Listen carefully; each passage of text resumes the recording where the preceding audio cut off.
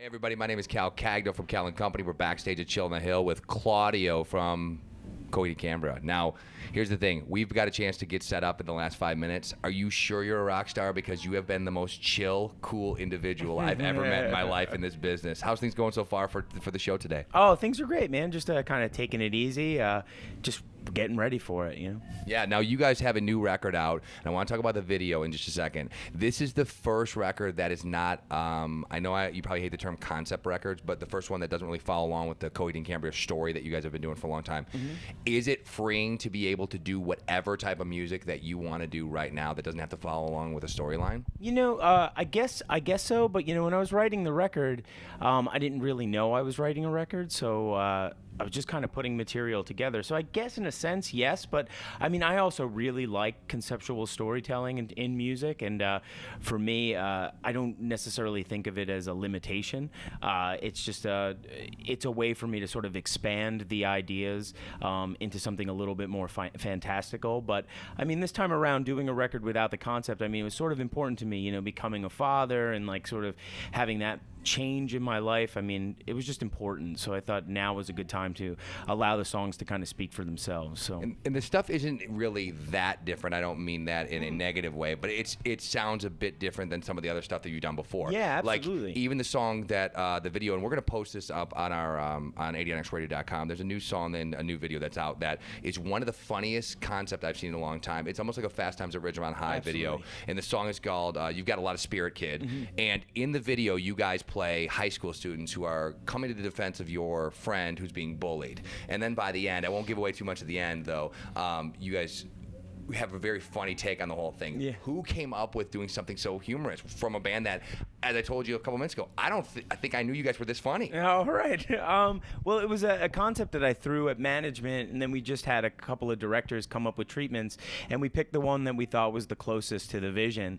You know, the sort of the pun that happens at the end of the video was something that we kind of threw in last minute, because it's a bit ridiculous that here we are playing these high school students, you know, in our mid to late 30s, you know, and it's funny because, you know, that's something I think had we not had the concept or the sort of the direction, you know, we may have done in our, you know, the earlier stages of our career, but here we are now 16 years later and we're doing something like this. It just kind of made for a fun sort of thing to do. So, all right, let's talk about Welcome Home, which is probably, whether you agree or not, I would say your most recognizable song. Without a doubt. That song to me is the one that gives you what we call a skin orgasm, where your hairs on your arms start to stand up and people really feel the song.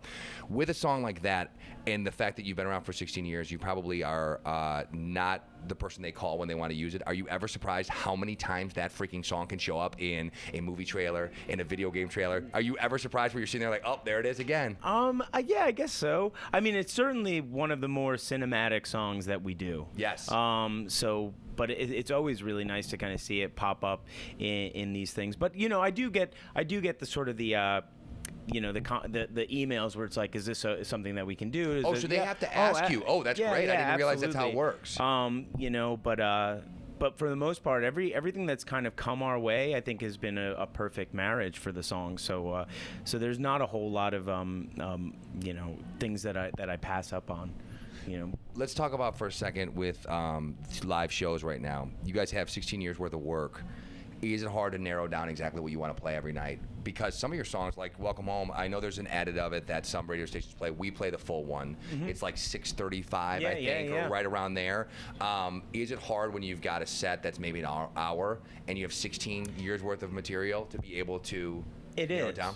Yeah, it is a little difficult, just because some of our songs, like you said, they are long. It all depends on the festival or the show that we're playing or the bands that we're playing with. We'll sort of cater you know, the songs to work within that world. You know, less progressive stuff will happen at, say, a festival like this, and we'll try to play a little bit more of the hit-oriented things. Welcome Home will certainly be in there because it is such a staple. But it can get difficult, when the set is shrunken down, because, the songs, most of them are kind of long, even the ones that are, like, on the more concise side. So, what about role models for you? Like, who are the bands that you looked up to when you first started Coheed and Cambria? I mean, who is it that you say, okay, this is the band that like I want to sort of mold myself to do a career sort of like this, not necessarily copy, but in the same vein maybe? You know, it's all over. I mean, for me, right off the bat, Hendrix was a big influence. I mean, obviously now with the hair, and I tend to sort of mimic some of the moves that he did with the teeth playing and the behind the back. I also, gave my son's middle name happens to be Hendrix, just because I feel like I kind of rip on that a little bit so much, so it's almost like the rock and roll Rumpelstiltskin. Seeing as I've like done all this stuff, I'm like, you know what? I'll give you my first son's name, or something. You know what I mean? But him definitely. I really like the Deftones. I think their career has been very interesting, and one that I remember as we were coming up, we'd always bring up, that's a career we would love to mimic. And I don't know, like Pink Floyd, I guess, just because of the whole conceptual side of things and the video counterparts, whether live or the movie The Wall, things like that. I think that certainly spilled into my subconscious when creating sort of the Amory Wars and the counterparts to Coheed and Cambria. So now, as somebody who could not really carry a tune in the bucket, nor could I write you a song right now, you obviously, that's something that is inherent, and you just are able to do. Do you reach a point where you're writing a song where you say, okay, this is when it's done, when it's 6 minutes long, or it's 4 minutes long, or it's 3 minutes long? How do you decide when a song's officially done, or is this just something that's a gut feeling? Yeah, I think it's a gut feeling. Like sometimes for me, I'll work on songs that I'll completely discard. Like if it's going down a path where it seems too premeditated and thought out, usually that to me is not a good song. It just needs to kind of come, and It just does. Like longer songs for me, they sort of take these journeys and they feel seamless. An 8-minute Coheed song, it sounds like a daunting task to listen to, but I feel like, to me, they never feel like 8 minutes. You know what I mean? It's just that they flow in a very cinematic way. They reach their climaxes and they resolve. And I think, as human beings, we kind of like that sort of idea of storytelling. And so it just has to feel natural. Even though it's 8 minutes, it has to feel natural.